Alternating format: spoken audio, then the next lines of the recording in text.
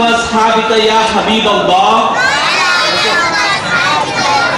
الصلاۃ والسلام علیک یا نبی اللہ، وعلی آلک واصحابک یا نور اللہ۔ پیارے اسلامی بھائیوں، انشاءاللہ عز و جل ہم بیان سننے سے پہلے بیان کے چند آداب ملاحظہ کر لیجئے کہ ہم جب بیان سنیں تو قرآن و سنت کی بات ہمیں کس طرح سے سننی چاہیے۔ اللہ عز و جل سورہ انبیاء میں ارشاد فرماتا ہے، جس کا ترجمہ اور مفہوم یہ ہے کہ جب اللہ عز و جل کے پاس سے انہیں کوئی نئی نصیحت آتی ہے تو اسے وہ نہیں سنتے مگر کھیلتے ہوئے کہ ان کے دل کھیل میں پڑے ہیں۔ اس آیت میں اللہ عز و جل نے کافروں کے متعلق ذکر کیا کہ جب اللہ عز و جل کوئی آیت، کوئی پیغمبر جب انہیں کوئی بات سناتا تو لوگ اس نبی کی بات کو نہیں سنتے مگر کھیلتے ہوئے، یعنی اللہ عز و جل نے یہ بات کو ذکر فرمایا ہے کہ جب قرآن و سنت کی بات ہو تو ہمیں کھیل کود میں پڑتے نہیں بلکہ ہمیشہ اس بات کو غور سے فکر کے ساتھ تمام توجہ جو بیان کیا جا رہا ہے اس بات کو سنتے رہیں اور یہ کوشش کریں کہ جو بات ہم سن رہے ہیں اسے اپنے دوسرے بھائیوں تک بھی پہنچانے کی ہمیں کوشش کرنی چاہیے، کیونکہ الحمدللہ ہم مسلمان ہیں اور سرکار کے غلام ہیں، تو اسلام کی بات کو ہمیں بڑے غور سے بڑے فکر کے ساتھ سنیں گے تو انشاءاللہ عز و جل اس کا ثواب بھی ملے گا اور ہم انشاءاللہ اسے دوسروں تک بھی پہنچا سکتے ہیں۔ انشاءاللہ عز و جل یہ ثواب جاریہ کا ذخیرہ بڑھے گا۔ میں نے جو خطبے میں آیت کریمہ کی تلاوت فرمائی ہے اس آیت کے متعلق میں انشاءاللہ عز و جل پہلے آپ کے سامنے اس کا ترجمہ پیش کروں گا، پھر اس کے بعد اس آیت کا مفہوم کیا ہے، اس آیت کا نزول ہونے کی وجہ کیا ہے اور علماء کرام نے اس آیت سے کیا تفسیر فرمائی ہے، انشاءاللہ عز و جل آپ کی بارگاہ میں ذکر کروں گا۔ تو انشاءاللہ عز و جل یہاں پر سب سے پہلی بات ہمیں یہ جاننی چاہیے کہ ہم اکثر دیکھا جاتا ہے کہ تقریباً ہر جگہ، ہر محلے، ہر گلی میں ایک خاص بات کا اختلاف کیا جاتا ہے اور وہ اختلاف کی بات یہ ہوتی ہے کہ الحمدللہ اہل سنت و جماعت جو ہم الحمدللہ مسلمان سنی ہیں، ہم پیارے حبیب صلی اللہ علیہ وسلم کے وسیلے سے، یعنی ہم یہ کہتے ہیں کہ یا رسول اللہ آپ ہمیں عطا کیجئے، ہم یہ کہتے ہیں یا رسول اللہ آپ کے وسیلے سے ہمیں سب کچھ ملا ہے، تو الحمدللہ اہل سنت و جماعت کا یہ طریقہ ہوتا ہے کہ ہم ہر بات میں پیارے نبی صلی اللہ علیہ وسلم کا وسیلہ لیتے ہیں، ہم اولیاء کا وسیلہ لیتے ہیں۔ تو بعض لوگ اختلاف اس بات سے یہ کرتے ہیں کہ تم لوگ سنی اپنے آپ سے عقیدہ بناتے ہو، نہ تم قرآن و حدیث کو دیکھتے ہو بلکہ تم خود سے عقیدہ بناتے ہو۔ تو میں انشاءاللہ عز و جل اس بات کی وضاحت، میرے بیان کا موضوع بھی یہی ہے انشاءاللہ عز و جل آج کہ کیا وسیلہ لینا یہ درست ہے، کیا وسیلہ لینا قرآن و سنت سے ثابت ہے، کیا صحابہ اکرام نے وسیلہ لیا ہے، کیا سرکار صلی اللہ علیہ وسلم نے وسیلہ دینے کی تلقین کی ہے۔ تو میں نے جس آیت کریمہ کی تلاوت آپ کی بارگاہ میں کی ہے اس آیت کا خلاصہ اور مفہوم یہ ہے کہ اللہ عز و جل فرماتا ہے، جو آیت میں نے تلاوت کی ہے اس آیت کا وہ آیت ہے سورہ نساء آیت نمبر 64، سورہ نساء آیت نمبر 64، اور اس آیت میں اللہ نے فرمایا اور اے محبوب جب وہ اپنی جانوں پر ظلم کرے، اے محبوب جب وہ اپنی جانوں پر ظلم کرے تو وہ آپ کی بارگاہ میں حاضر ہو، وہ آپ کی بارگاہ میں حاضر ہو اور اللہ عز و جل سے مغفرت، اللہ عز و جل سے معافی چاہے، اور اگر آپ ان کی شفاعت کر دے تو اللہ عز و جل کو بخشنے والا مہربان پائیں گے۔ انشاءاللہ عز و جل اس آیت کی میں آپ سے خلاصہ اور اس کے ڈیٹیل میں جاؤں گا اور اس کے متعلق آپ کی بارگاہ میں عرض کروں گا۔ اگر آپ دیکھیں اس آیت میں جو سورہ نساء آیت نمبر 64 ہے، اس آیت میں اللہ عز و جل نے ہم سب کو یہ حکم دیا ہے کہ جب ہم سے کوئی گناہ ہو جائے، کہ اگر ہم کوئی چیز پہ گناہ کر دے تو جب ہم سے کوئی گناہ ہو جائے تو ہمیں چاہیے کہ ہم سب سے پہلے پیارے نبی صلی اللہ علیہ وسلم کی بارگاہ میں حاضر ہو اور پیارے نبی صلی اللہ علیہ وسلم کی بارگاہ میں حاضر ہونے کے بعد اللہ عز و جل سے معافی چاہیے۔ پہلی شرط یہ ہے کہ ہمیں پہلے پیارے حبیب صلی اللہ علیہ وسلم کی بارگاہ میں حاضری دینی ہے، پھر اللہ عز و جل سے معافی چاہنی ہے، یہ دوسری شرط ہے۔ پھر اس کے بعد پیارے آقا صلی اللہ علیہ وسلم آپ شفاعت کر دیں، یعنی پیارے آقا صلی اللہ علیہ وسلم ہمارے لیے مغفرت کی دعا کر دیں۔ دعا کرنے کے بعد اللہ عز و جل اس آیت میں فرماتا ہے کہ وہ بے شک وہ بندے کو اللہ عز و جل اس کے گناہ معاف کرے گا اور اسے بخش دے گا۔ تو یہاں پر اس آیت میں اللہ عز و جل نے صراحت کے ساتھ یہ بات واضح کر دی ہے کہ ہم امت مسلمہ کے لیے یہ ضروری ہے کہ ہم پیارے آقا صلی اللہ علیہ وسلم کا وسیلہ لیں، پیارے آقا صلی اللہ علیہ وسلم کے وسیلے سے دعا مانگے، تو انشاءاللہ عز و جل جب ہم پیارے حبیب صلی اللہ علیہ وسلم کے وسیلے سے دعا مانگیں گے ضرور بضرور اللہ عز و جل اس دعا کو قبول کرے گا۔ یہ عقیدہ اس آیت سے ہم نے لیا ہے۔ تو یہاں پر آپ کی بارگاہ میں اور ایک بات عرض کرتا چلوں، اکثر دیکھا جاتا ہے کہ جب ہم کوئی آیت پیش کرتے ہیں تو اہل سنت جماعت کے علاوہ کچھ لوگ یہ کہتے ہیں کہ دیکھیے یہ آیت میں جو آپ نے پڑھی ہے، اس آیت میں اللہ عز و جل نے وسیلے کا ذکر نہیں کیا، حالانکہ اس آیت میں وسیلے کا ذکر ہے۔ تو وہ کہتے ہیں کہ اس آیت میں وسیلے کا ذکر نہیں بلکہ صرف حضور صلی اللہ علیہ وسلم کے پاس جانے کا ذکر ہے، اور یہ بھی بات اعتراض کرتے ہیں کہ اس آیت میں یہ فرمایا گیا کہ نبی کے پاس جاؤ، یعنی اس کا مفہوم اور معنی یہ ہوا کہ جب حضور صلی اللہ علیہ وسلم دنیا میں تشریف فرما تھے، جب حضور صلی اللہ علیہ وسلم دنیا میں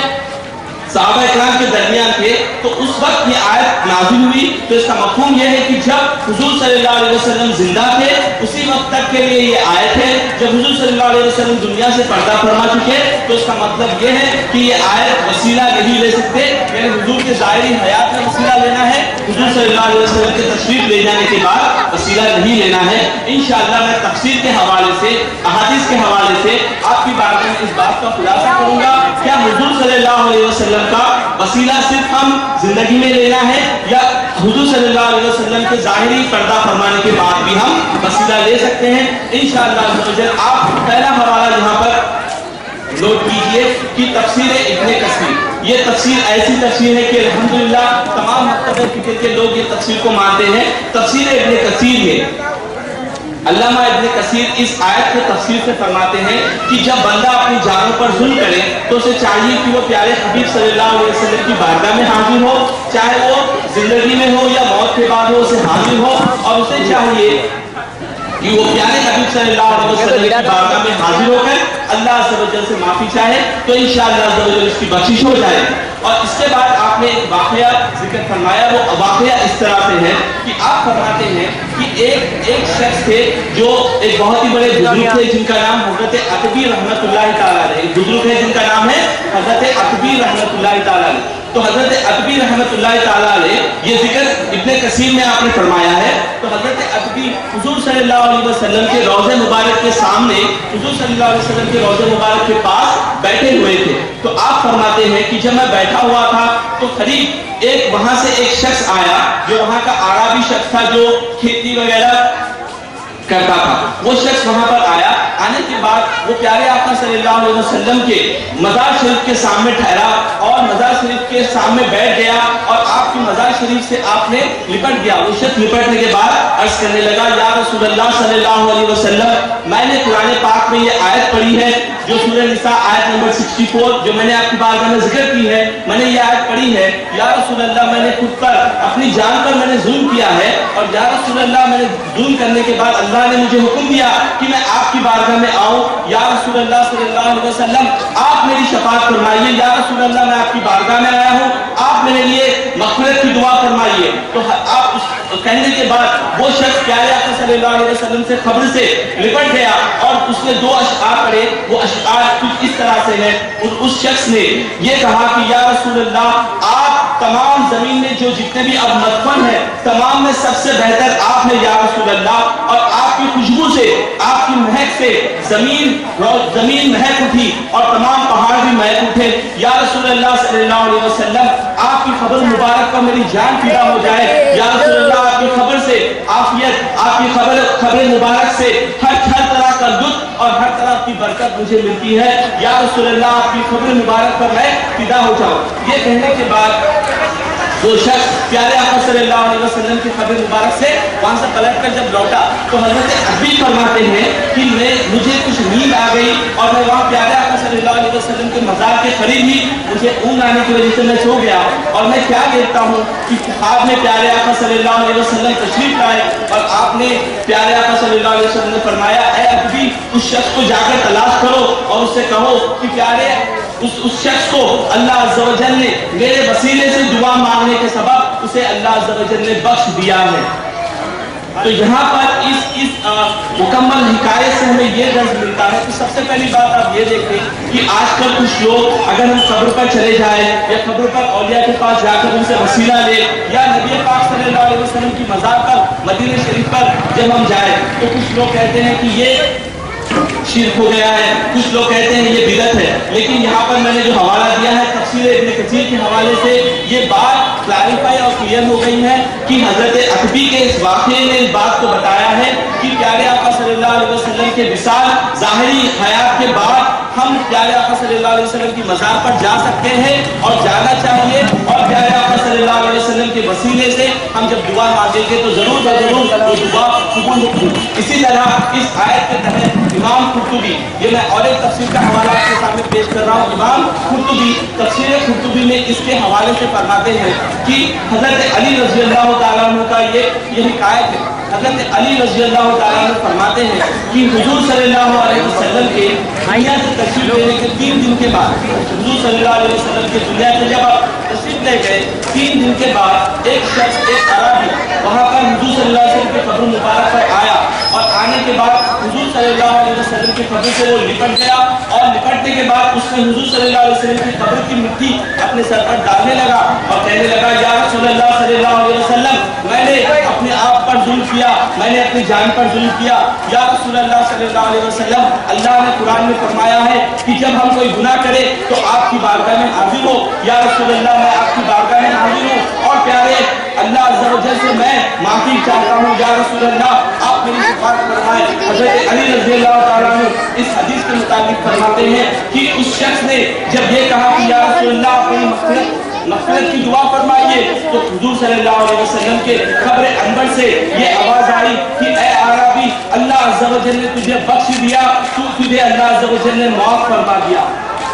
یہاں پر اس حدیث پاک سے یہ ہمیں الحمدللہ یہ سنیوں کو یہ درس ملا ہے کہ یہاں پر حضور صلی اللہ علیہ وسلم اپنے قبر مبارک میں تشریف فرما ہے. دنیا سے آپ تشریف لے کر 3 دن ہونے کے بعد بھی جب کوئی شخص آپ کی قبر مبارک پر آتا ہے تو حضور صلی اللہ علیہ وسلم اس شخص کے لیے یہ دعا کرتے ہیں اور اس کی مغفرت کے لیے دعا کرتے ہیں، اور قبر کے اندر سے یہ آواز دیتے ہیں کہ اے شخص، تجھے اللہ عز و جل نے معاف فرما دیا. تو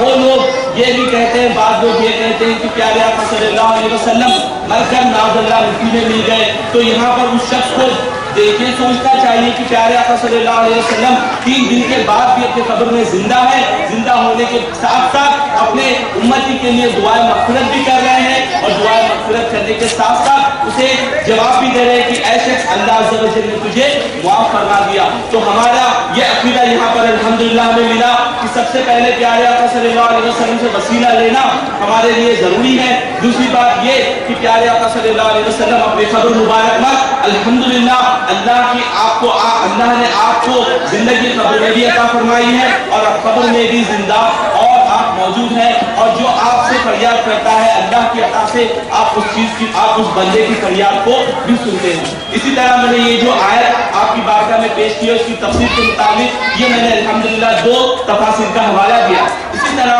آئیے ہم یہ بھی دیکھیں کہ کیا حدیثوں میں حضور صلی اللہ علیہ وسلم نے کیا یہ وسیلہ، کیا شفاعت کا ذکر فرمایا ہے یا نہیں فرمایا. آپ ایک مشہور واقعہ تو ہر کوئی جانتے ہیں کہ جب حضرت آدم علیہ السلام جب جنت میں تھے اس وقت میں آپ نے جب شجرہ ممنوعہ یعنی جو جھاڑ کا جس کا حکم اللہ نے فرمایا کہ اے آدم تم سب کچھ کرو لیکن یہ جھاڑ کا جو پھل جو چیز ہے وہ مت کھاؤ، تو حضرت آدم نے جب اسے کھا لیا تو اللہ عز و جل غضب میں آیا، اور حضرت آدم علیہ السلام کو آپ نے اللہ عز و جل نے زمین پر جب بھیج دیا تو حضرت آدم علیہ السلام کئی سال تک زمین پر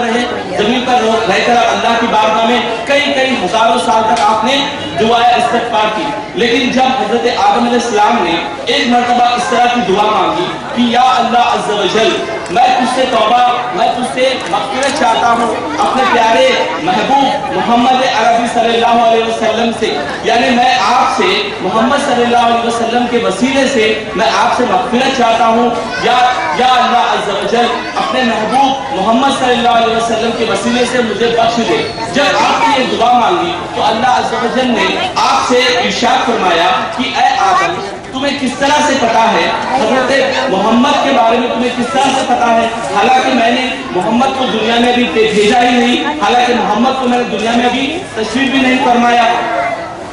हजरत आदम अलैहिस्सलाम ने फरमाया कि या अल्लाह अज़्ज़ा व जल, जब तूने मुझे अपनी दस्त कुदरत से पैदा फरमाया, पैदा फरमाने के बाद जब मैंने अपना सर उठाया, जब तूने मेरे आंखों में रोशनी दी, तो जब मैंने सर उठाया तो सबसे पहले जब मैंने अर्श पर देखा तो मैंने अर्श के सुतूनों पर, अर्श पर जगह जगह लिखा हुआ देखा कि ला इलाहा इल्लल्लाह मुहम्मदुर रसूलुल्लाह। तो मैंने उसी वक्त जान लिया कि या अल्लाह, ये शख्स जो मोहम्मद है ये सबसे तुझे सबसे ज्यादा महबूब है। इसी वजह से मैंने इनका वसीला लेकर तेरी बारगाह में मैंने दुआ की है या अल्लाह अज़्ज़ा व जल। अल्लाह अज़्ज़ा व जल ने इरशाद फरमाया कि ऐ आदम, तुमने बेशक सच कहा, और अगर मैं मोहम्मद सल्लल्लाहु अलैहि वसल्लम को पैदा ना करता तो जमीन और आसमान किसी भी शय को मैं पैदा नहीं करता, क्योंकि मोहम्मद सल्लल्लाहु अलैहि वसल्लम की मेरे महबूब है और उनके लिए मैंने सारी कायनात को पैदा फरमाया है। तो यहाँ पर हजरत आदम अलैहिस्सलाम उस वक्त नबी पाक का वसीला ले रहे हैं जिस वक्त हुजूर सल्लल्लाहु अलैहि वसल्लम दुनिया में ज़ाहिरी हयात में तशरीफ भी नहीं लाए, तो अल्लाह अज़्ज़ा व जल ने आपकी तौबा कबूल फरमाई और आपको दर्जे भी बुलंद फरमाए। तो यहाँ पर अल्हम्दुलिल्लाह हम सुन्नियों को ये बात देखनी है, ये बात सीखनी है कि हर वक्त हर हाल में प्यारे आका सल्लल्लाहु अलैहि वसल्लम का वसीला हम लेंगे तो इंशाअल्लाह अज़्ज़ा व जल जरूर ब जरूर अल्लाह अज़्ज़ा व जल हमारी दुआओं को कबूल फरमाएगा। तो ये एक हदीस पाक मैंने आपकी बारगाह में जो जिक्र की है, इसका हवाला भी मैं आपके सामने पेश करूं। ये हदीस पाक हाकिम मुस्तदरक, ये हदीस की एक किताब का नाम है हाकिम मुस्तदरक। इसी तरह इसी हदीस को शोबुल ईमान ये किताब में भी दर्ज किया गया। इसी तरह बैहक़ी शरीफ में ये हदीस पाक मौजूद है और इसी तरह और एक किताब है शुगुलुल हिदा व इरशाद, इस किताब में भी ये हवाला मौजूद है। मैं हवाले इसलिए पढ़ रहा हूँ कि आप अल्हम्दुलिल्लाह सुन्नियों का तो ये अमल होता है कि जो अल्हम्दुलिल्लाह उलमा इकराम बताते हैं तो आप उसे ये बात तस्लीम करते हैं कि हाँ ये पढ़कर बोल रहे हैं, लेकिन जो लोग अहले सुन्नत के अलावा होते हैं वो लोग फौरन कहते हैं कि ये हदीस ज़ईफ है, ये हदीस ये मौजू है। तो उस वजह से मैं इतनी किताबों के भी हवाले दे रहा हूँ। अगर कोई शख्स को इसके रावियों के मुताबिक बहस करना चाह रहा है तो वो अल्हम्दुलिल्लाह हमारे सेंटर तौहीद सेंटर जो संतोष नगर पर मौजूद है वो कभी भी आकर हमें इस हदीस के मुताबिक वो बहस भी कर सकता है। इंशाअल्लाह अज़्ज़ा व जल हम उसको तसल्ली बख्श जवाब भी जरूर ब जरूर अता करेंगे। तो इसके बाद और एक हदीस पाक आपकी बारगाह में पेश करने की सादत में हासिल करता हूँ। हुजूर सल्लल्लाहु अलैहि वसल्लम एक मर्तबा हज़रत अली रज़ियल्लाहु ताला अन्हु की वालिदा का जब इंतकाल हुआ, जब वालिदा का इंतकाल हुआ, हुजूर सल्लल्लाहु ताला अलैहि वसल्लम वहाँ पर कब्र, जहाँ पर कब्र खोदी गई थी वहाँ पर तशरीफ ले गए। तशरीफ ले जाने के बाद जब हुजूर सल्लल्लाहु अलैहि वसल्लम ने कहा कि मुझे कुछ यहाँ पर कुछ करना है, उसके बाद हुजूर सल्लल्लाहु अलैहि वसल्लम आप हज़रत अली रज़ियल्लाहु ताला अन्हु के अम्मी की कब्र में अंदर तशरीफ ले गए। ले जाने के बाद में हुजूर सल्लल्लाहु अलैहि वसल्लम ने कुछ इस तरह से फरमाया कि या अल्लाह अज़्ज़ा व जल, तू ही मौत देने वाला है, तू ही जिंदगी देने वाला है। या अल्लाह अज़्ज़ा व जल, मैं तुझे मेरे वसीले से और तमाम अंबिया के वसीले से ये दुआ करता हूँ कि या अल्लाह अज़्ज़ा व जल,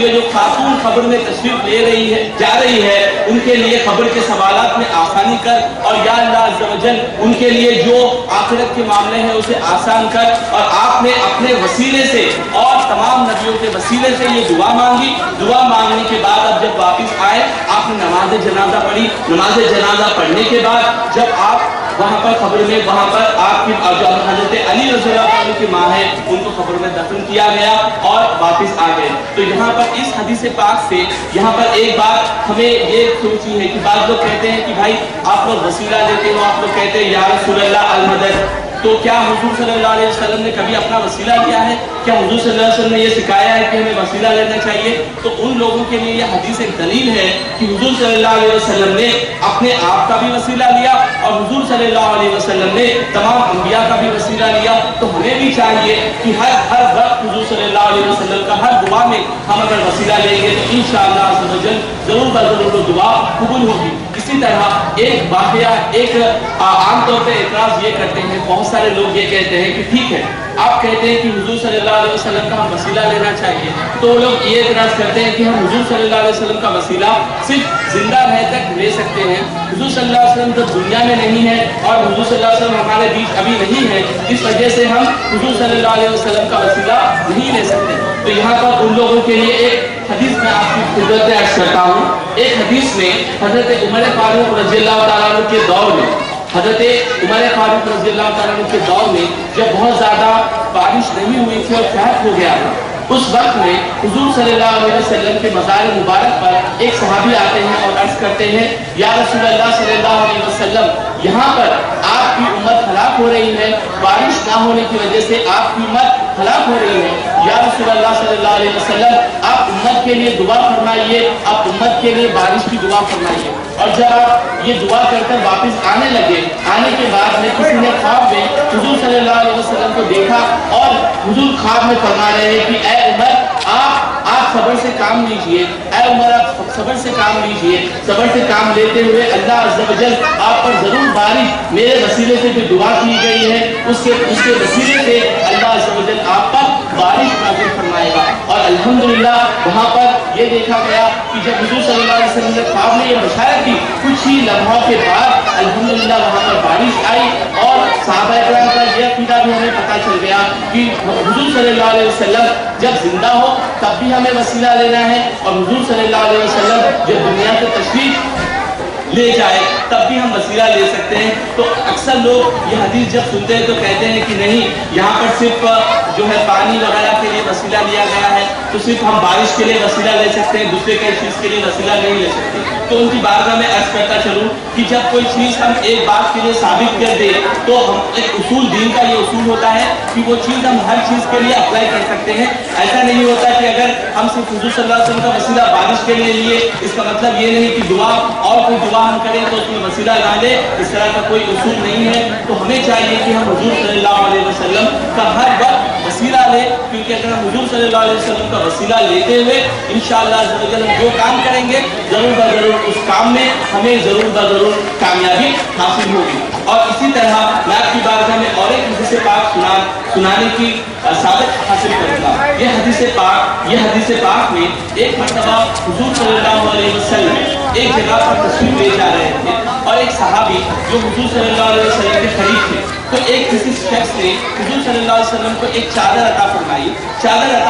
تو ایک جو صحابی بارش سے آ رہے تھے انہوں نے کہا، یا رسول اللہ صلی اللہ علیہ وسلم، یہ چادر مجھے عطا فرمائیے، یہ چادر مجھے جو آپ کو کسی نے تحفہ دیا ہے آپ مجھے عطا فرمائیے۔ تو حضور صلی اللہ علیہ وسلم کی عادت کریمہ یہ ہے، جب بھی کوئی شخص جب بھی حضور صلی اللہ علیہ وسلم سے کوئی مانگے تو کبھی حضور صلی اللہ علیہ وسلم اسے نہیں کرتے بلکہ اسے وہ چیز عطا کر دینا۔ تو حضور صلی اللہ علیہ وسلم نے وہ چادر اس صحابی کو عطا کر دی۔ تو جب صحابی واپس لے کر چادر جا رہے تھے تو جو ساتھی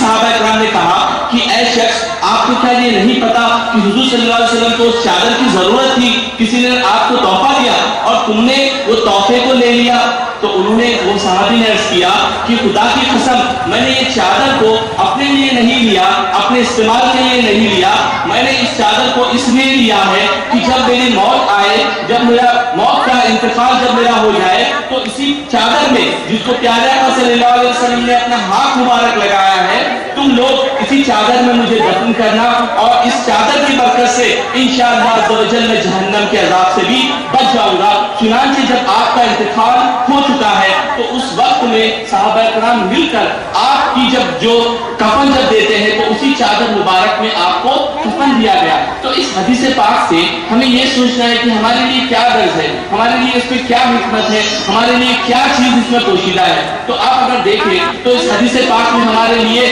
بہت ساری باتیں ہیں، جیسے کہ سب سے پہلی بات یہ ہے کہ جب یہاں پر کوئی آثار مبارک دکھائے جاتے ہیں، جیسے حضور صلی اللہ علیہ وسلم کا بال مبارک ہے، حضور صلی اللہ علیہ وسلم کا دانت مبارک ہے، حضور صلی اللہ علیہ وسلم کا چادر مبارک ہے، تو اکثر لوگ کہتے ہیں یہ تمام شرک ہے، کیونکہ وہ کہتے ہیں کہ بھائی اللہ کے علاوہ تم یہ سمجھتے ہو کہ یہ چیز، یہ تبرک تمہیں فائدہ پہنچاتے ہیں، تو وہ لوگ یہ کہتے ہیں کہ تم لوگ تبرک کو جو مانتے ہو، تبرک کی جو ادب کرتے ہیں، یہ شرک ہو جاتا ہے۔ تو یہاں پر صحابہ اکرام کا عقیدہ دیکھیں کہ صحابہ اکرام یہ کہہ رہے ہیں کہ یہ چادر کی وجہ سے اللہ عز و جل، جب میں قبر میں جاؤں گا یہ چادر کی وجہ سے، اس کی وجہ سے مجھے عذاب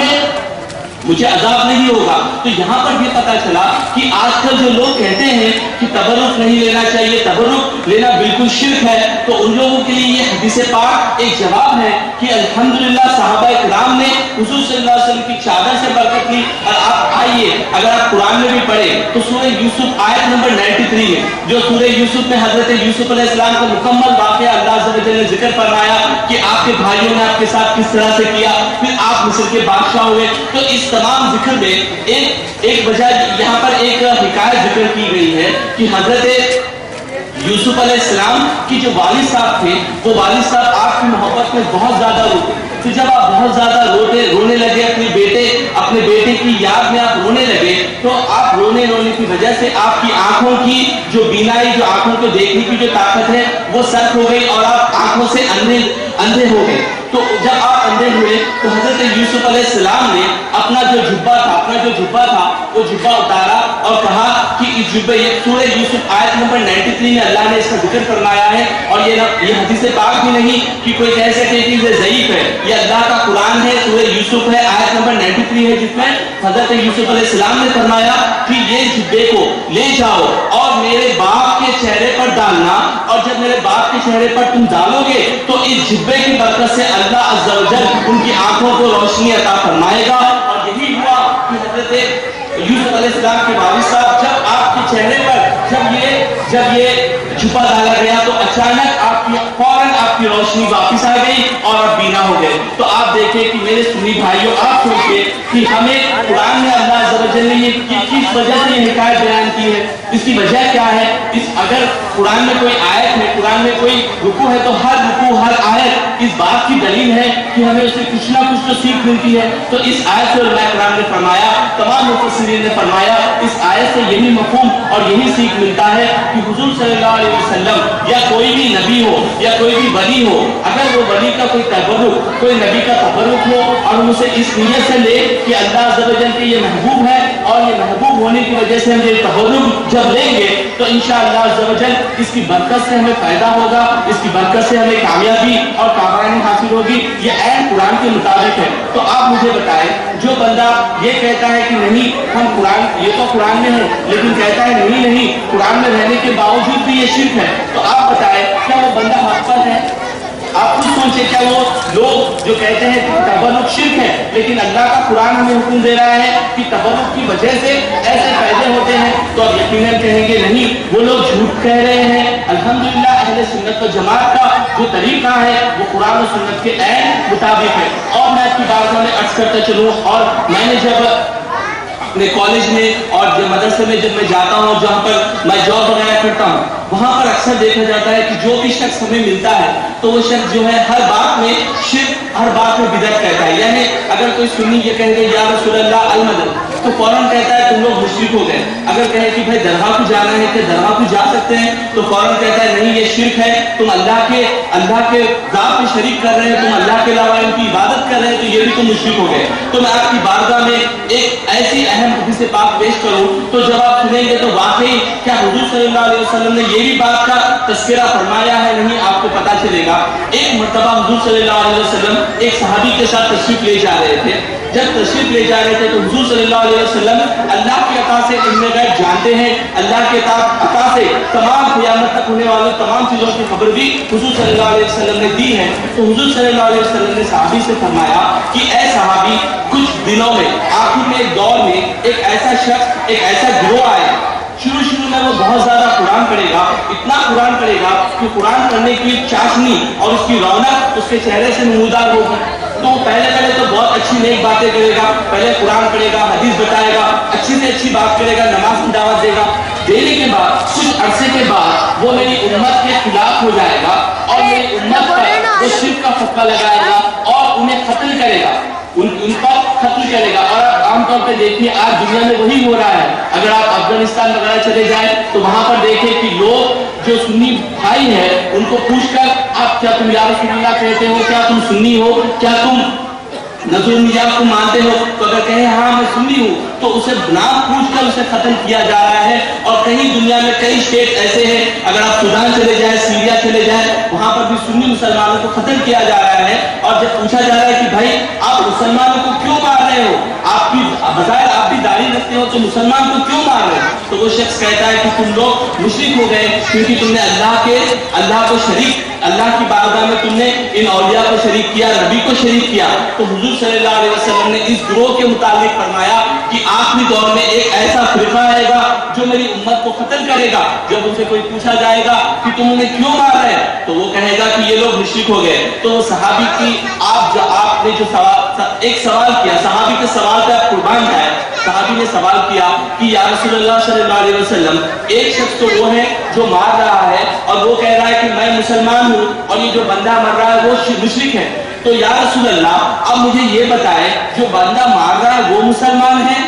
या जो बंदा मर रहा है वो मुसलमान है, या रसूल अल्लाह सल्लल्लाहु अलैहि वसल्लम जो ये बंदा उस पर फतवा लगा रहा है कि वो मुशरिक हो गया, क्या या रसूल अल्लाह आपकी उम्मत वाकई में मुशरिक हो जाएगी, या रसूल अल्लाह क्या आपकी उम्मत वाकई में शिर्क में चले जाएगी? तो हुजूर सल्लल्लाहु अलैहि वसल्लम ने फरमाया, मेरे सहाबी नहीं, हालांकि मेरी उम्मत गरीब होगी, मेरी उम्मत हक पर होगी, मेरी उम्मत मुसलमान होगी। जो शख्स मेरी उम्मत पर शिर्क का फतवा देकर उसे मार रहा है वो खुद बदबख्त होगा, वो खुद मुशरिक हो जाएगा। तो इस हदीस पाक में हमारे लिए ये बात वाज़ेह फरमाई गई है कि हुजूर सल्लल्लाहु अलैहि वसल्लम ने इस बात की निशानदेही की कि आखिरी दौर एक ऐसा आएगा जब आप मिलादुन नबी मनाएंगे तो उस पर भी शिर्क का फतवा, जब आप दरगाह शरीफ जाएंगे उस पर भी शिर्क का फतवा, अगर आप ग्यारहवीं शरीफ करेंगे उस पर भी शिर्क का फतवा। तो हमें ये बात हमारे दिल में बिठा लेनी चाहिए कि ये नहीं, ये आज की जो दौर का ये कौम जो चल रही है, हुजूर सल्लल्लाहु अलैहि वसल्लम ने 1400 साल पहले ही हमें कह दिया कि इस तरह का एक कौम आएगी। लेकिन ऐ मेरी उम्मती,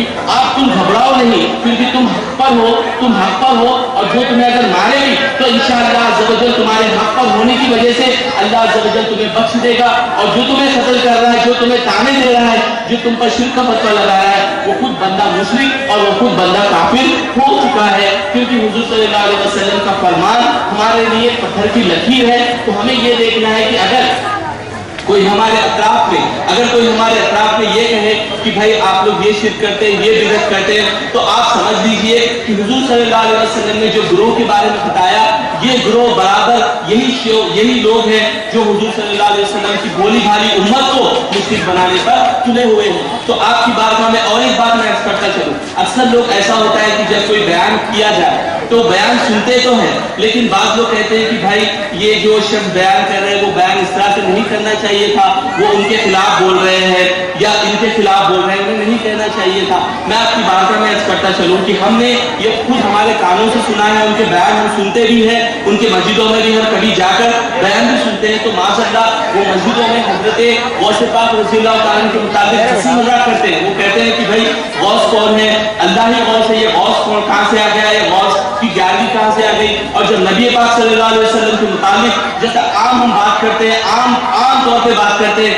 नबी पाक को ना ऐसा उठा दिए कि नबी पाक की माज़अल्लाह पूजा करते हैं ये लोग, नबी पाक को ऐसा उठा दिए कि अल्लाह से भी माज़अल्लाह बढ़ा दिए। तो मैं आपकी बारगाह में अर्ज़ करूं कि वो हम मुसलमानों को अपनी मस्जिदों में बैठकर अपने इज्तिमा में वो हमें मुशरिक कह दे, वो हमें काफिर कह दे, तो बाद लोग कहते हैं कि ठीक है नो प्रॉब्लम। लेकिन जब हम कहें कि हम हक की बात कर रहे हैं, हक पर है, हुजूर सल्लल्लाहु अलैहि वसल्लम की उम्मत है और हम मुसलमान हैं, और अगर हम उनकी बात का जवाब दें तो हम गलत कैसे हो सकते हैं? तो जो लोग ये जहन रखते हैं उन्हें चाहिए कि अगर कोई बात गलत कोई कर रहा है तो जरूर बजरूर गलत बात का आप जवाब दें। अगर आप जवाब नहीं दे सकते तो कम से कम आप किसी आलिम दीन से मुलाकात करें, मुलाकात करने के बाद उस आलिम दीन के जरिए से उसका जवाब दें। अल्हम्दुलिल्लाह तौहीद सेंटर जो संतोष नगर पर मौजूद है, वहाँ पर अल्हम्दुलिल्लाह हम मुख्तलिफ कोर्सेज